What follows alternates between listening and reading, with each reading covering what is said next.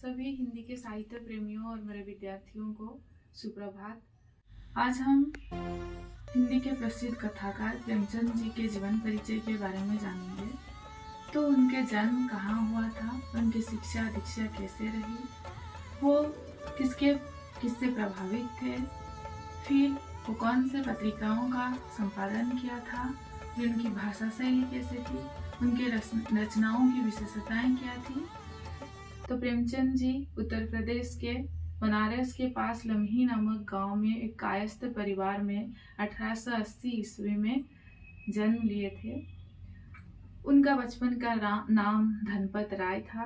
पिता अजयब लाल डाकमुंशी थे।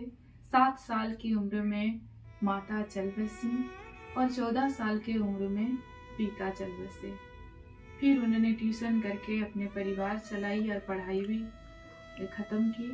उन्होंने मैट्रिक पास की, फिर उसके बाद बीए किए, फिर अध्यापना कार्य 20 रुपये वेतन के साथ किए। उसके बाद उन्होंने एक गोरखपुर के स्कूलों में डिप्टी इंस्पेक्टर के रूप में नियुक्ति पाई। उस दौर महात्मा गांधी के द्वारा अंग्रेजों के खिलाफ असहयोग आंदोलन चलाया जा रहा था। उससे वो बड़ा प्रभावित हुए और अपने नौकरी से इस्तीफा दे दी।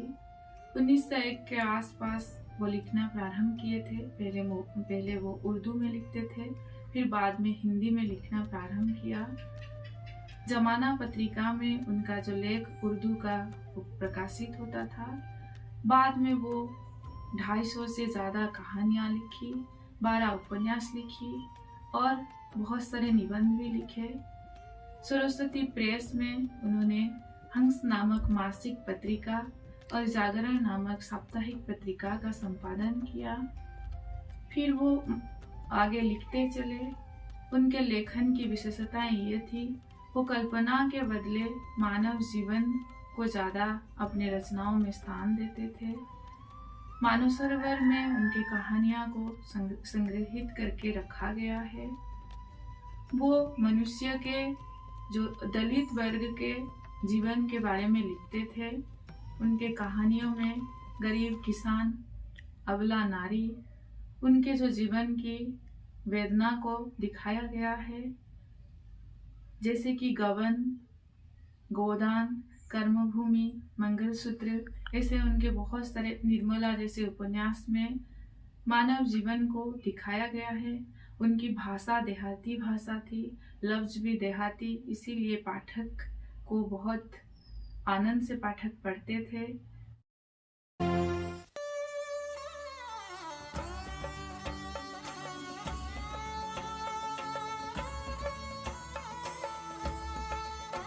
कहानी साहित्य में प्रेमचंद एक मील का पत्थर है।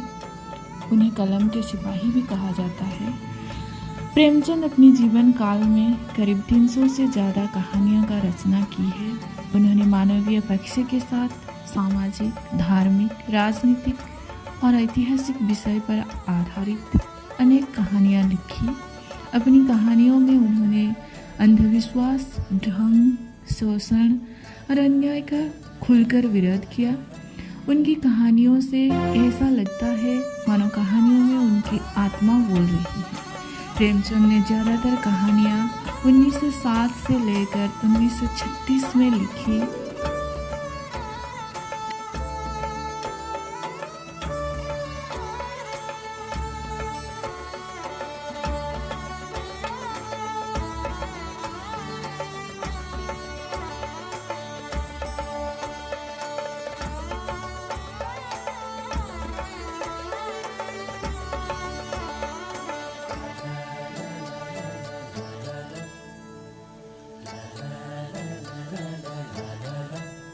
आज के लिए इतना ही। धन्यवाद।